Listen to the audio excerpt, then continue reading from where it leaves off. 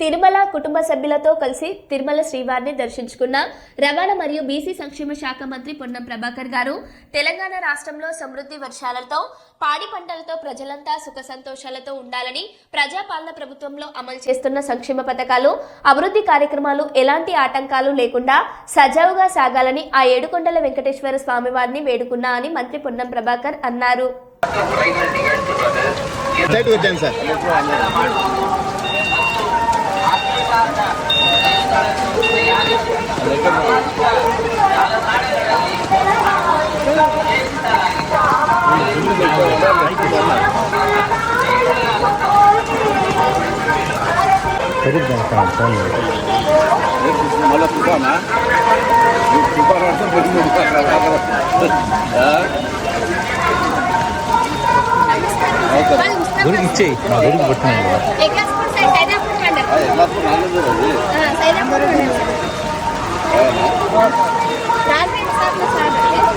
మాట్లాడిస్తారా ఇలా